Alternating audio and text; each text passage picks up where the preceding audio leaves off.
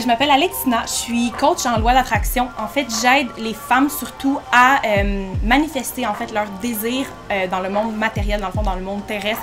Donc, on a tous des désirs à l'intérieur qu'on veut amener en fait à vie. Puis moi, j'aide les femmes en fait à faire ça, à vraiment éveiller leur déesse intérieure. Et c'est vraiment Instagram et mon site internet que je travaille le plus. Qu'est-ce que la loi de l'attraction? La loi d'attraction, je te dirais, c'est de manifester tes désirs que tu as à l'intérieur. Puis la loi d'attraction, c'est comme n'importe quelle autre loi de l'univers, right? Tu as la loi de la gravité qui est présente à 100% du temps. Tu pas comme une switch que tu peux faire genre yo, moi je vais éteindre la loi de la gravité. Mais la loi d'attraction, c'est la même chose. Elle est présente en tout temps, 24 heures sur 24. Il y a une façon qu'on peut s'en servir pour vraiment venir manifester la vie de nos rêves. Puis c'est ce que j'enseigne en fait. Comment est-ce qu'on peut la manifester dans notre monde matériel? Ben, en fait, nos pensées vont vraiment créer notre réalité. Si tu as vraiment des pensées négatives face à l'argent, right, soit que tu vas avoir un manque d'argent ou que dès que tu vas manifester de l'argent ou que tu vas recevoir de l'argent, tu vas avoir tendance à la dépenser right away parce que justement tes pensées alentour de l'argent, c'est pas quelque chose qui est positif. Fait que pour toi, pour ton subconscient, de vouloir garder de l'argent dans ta vie, c'est négatif, donc tu vas automatiquement t'en débarrasser. On voit souvent ça par exemple dans les relations, les filles vont avoir des propos, mettons, oh, les gars, c'est toutes des si, c'est toutes des ça, blablabla. Ben, c'est ce que tu vas attirer parce que c'est tes pensées. Les croyances que tu as à l'intérieur de toi, c'est ce qui va vraiment les créer ta réalité. Fait que c'est de vraiment aller changer ces croyances-là. Puis les croyances, on va vraiment les ramasser dans notre jeunesse avec ce que les gens vont nous dire, nos professeurs, les adultes qu'on idolâtrait. Exact. T'sais, quand tu nais, quand t'arrives, t'as aucune croyance, t'as rien, t'as pas connaissance du monde à l'extérieur, t'as pas connaissance de rien. Fait que c'est vraiment les gens qui vont aller te transmettre leur bagage à eux, leurs croyances à eux. Fait que c'est pour ça que souvent, on dit que les pauvres restent pauvres et les riches restent riches parce que justement, les gens qui sont pauvres vont transmettre leurs croyances à leurs enfants puis ça se transmet comme ça de génération en génération. Est-ce qu'on pourrait définir ça comme étant un programme au niveau du cerveau pour... Oui, dans le fond, ça se passe tout dans le subconscient, absolument tout dans le subconscient.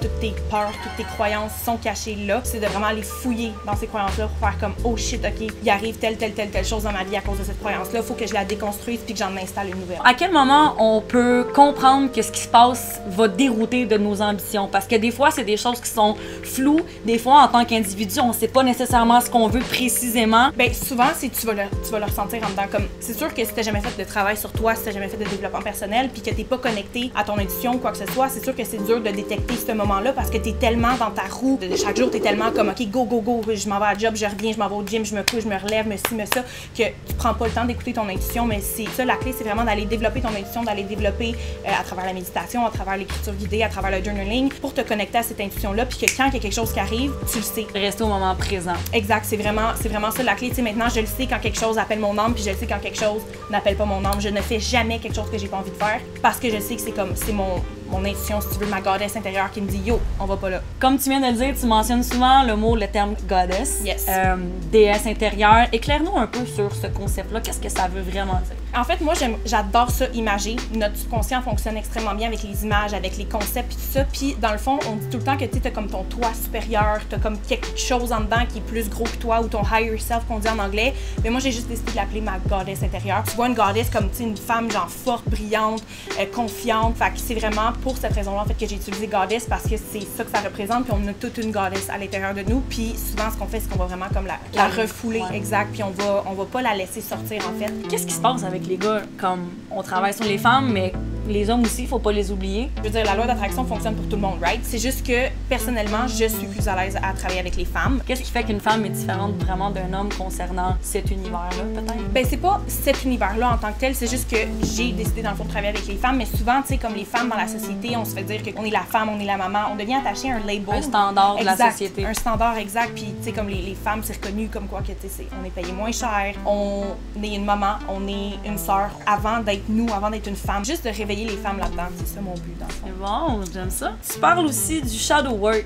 Qu'est-ce que c'est? Depuis qu'on est jeune, tout ce qu'on cherche, c'est d'être aimé. Fait que, par exemple, qu'on va se fâcher, puis qu'on va voir que c'est pas un comportement qui est aimé, on va aller refouler notre frustration. Puis ce que ça fait, c'est que tu vas faire ça avec plein d'émotions ou avec plein de situations qui sont arrivées. Fait que, mettons que tu as vécu un viol, ben comme tu vas pas l'extérioriser ou tu vas pas en parler, tu vas le garder en dedans. Puis ce que ça fait, c'est que ça va créer un blocage énergétique, ça va aller créer des croyances, ça va aller créer des peurs. Puis le shadow work, c'est d'aller faire remonter ça. Parce que la raison pourquoi la majorité des gens sont pas capables de manifester, c'est à cause de leurs croyances qui viennent justement de leur côté ombré. Shadow work, dans le fond, shadow, ça veut dire ombre. Shadow work, c'est dans le fond le travail de l'ombre. Ce qu'on fait, c'est qu'on va vraiment faire remonter cette partie-là de nous qu'on veut pas regarder. Chaque émotion a comme deux côtés. Fait que la rage, ça l'amène aussi de la passion. Fait que si tu as refoulé ta rage, tu as aussi refoulé ta passion. Fait que tu sais, les gens qui ont pas de passion dans la vie, qui sont perdus, qui savent pas ce qu'ils veulent faire, mais c'est probablement qu'ils ont justement ça de pognant dedans, puis quand tu fais remonter ça, justement, tu as la passion qui revient, puis je veux dire, c'est la même chose, goût de par vivre. exemple. Exact. Puis tu as l'anxiété aussi. L'anxiété puis l'excitement, c'est deux émotions qui sont opposées. Fait que c'est la même chose quand tu es anxieuse en dedans, c'est un message de t'es pas sur la bonne voie, tu devrais pas aller là. Ça te permet en fait d'aller refocuser Ton tic. Exact. On parle aussi d'enfant intérieur. Éclaire-nous sur le sujet. L'enfant intérieur, c'est une partie du shadow work. En tant qu'enfant, on recherche seulement d'avoir de l'amour. Puis souvent, quand on était jeune, on a manqué de plein d'affaires. Puis c'est d'aller revoir cet enfant-là, dans le fond, puis d'aller lui donner ce qu'il n'a pas eu. Quand tu vas comme aller guérir cet enfant-là, ton adulte va comme guérir aussi, Ouais. right? Parce que tu vas aller travailler sur ce qui était comme dans le passé, si tu veux. Moi, je travaille énormément avec mon enfant intérieur. On est rendu qu'on est comme des grands crises de chum.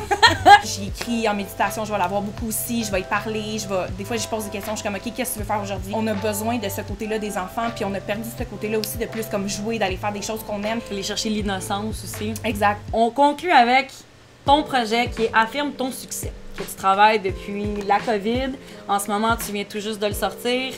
Explique-nous un peu c'est quoi et raconte-nous un peu ton parcours. C'est vraiment un programme de transformation. Mes filles ont des résultats absolument incroyables. Je parlais de shadow work, je parlais d'aller travailler avec ton enfant intérieur. C'est toutes des choses qu'on va aller faire. Je montre exactement comment manifester. Fait que c'est quoi les étapes, qu'est-ce que tu peux faire, les genres de rituels alentour de tes manifestations que tu peux avoir. Souvent, tu as beau essayer de manifester 10 000 tu dis, OK, moi, je vais faire 10 000 par mois, blablabla. Sauf que si tu n'as pas travaillé sur tes croyances limitantes, soit que tu vas le manifester, mais que tu vas le dépenser, ou soit que tu le manifesteras jamais parce que c'est pas quelque chose que tu crois. Est-ce que tu serais à l'aise de me parler un peu des parcours de tes clientes par rapport à leur début jusqu'à aujourd'hui? Peut-être une situation que toi, ça t'a marqué. Il y a une fille, elle a dit que moi, je vais manifester 10 000. Fait que là, elle a fait une application, je pense, pour une maison ou quoi que ce soit, parce qu'elle cherchait une maison. Puis il y a un monsieur qui voulait vraiment cette maison-là. Puis il a dit, je vais te faire un chèque de 10 000 si tu me donnes la maison. Si tu enlèves ton offre puis tu me laisses la maison. Fait qu'elle a manifesté 10 000. Elle dit, Alex, elle dit, c'est tellement venu de Out of nowhere. out of nowhere. Elle dit, je le savais que l'argent s'en venait, elle dit, je savais pas comment. Il y a comme des facteurs que tu peux voir qui vont dire comme yo, ça s'en vient. Des angel numbers, c'est sûr que tu connais Oui. ça. Bon, ben, les chiffres répétitifs comme le 111, 11h11, 222, tu sais, comme si t'en vois souvent, c'est un signe que t'es sur le bon chemin, qu'il y a quelque chose qui s'en vient pour toi.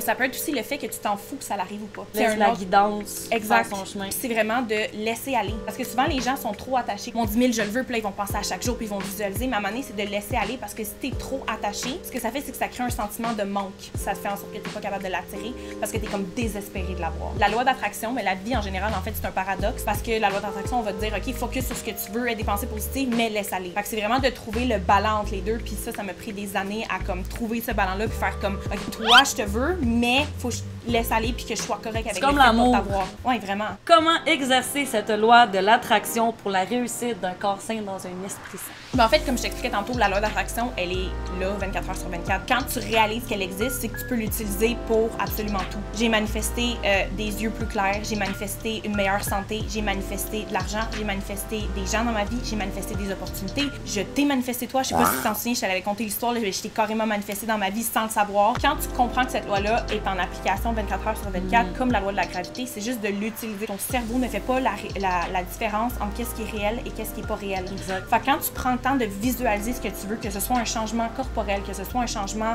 de maison, que ce soit l'argent, que ce soit un partenaire, que ce soit des enfants, que ce soit whatever que tu veux, ton subconscient va travailler pour te l'amener. T'as des beaux projets qui s'en viennent. Parle-moi Oui. un peu de ça. Fait, j'ai décidé que je m'en allais dans un autre pays. Je m'en vais au Mexique, en fait, avec ma flamme jumelle, ma twin flame. On va commencer... Oh, Ouais. je suis tellement excitée pour toi. Ah, mais j'ai vécu à Bali pendant 2 ans, puis là, Ouais. je recherche un petit peu comme la vie de plage, la vie de surf, la vie... Tu sais, où ce qui fait t'allume chaud. vraiment. Exact, exact. Puis dans le fond, moi, la raison pourquoi je travaille en ligne, c'est vraiment pour avoir la liberté de pouvoir aider les gens et de voyager où ce que je veux, en fait. Non seulement on veut faire des retraites aussi au Mexique. Fait que prochainement, les gens à la maison vont pouvoir venir te rejoindre au Mexique pour pouvoir faire des retraites. Absolument.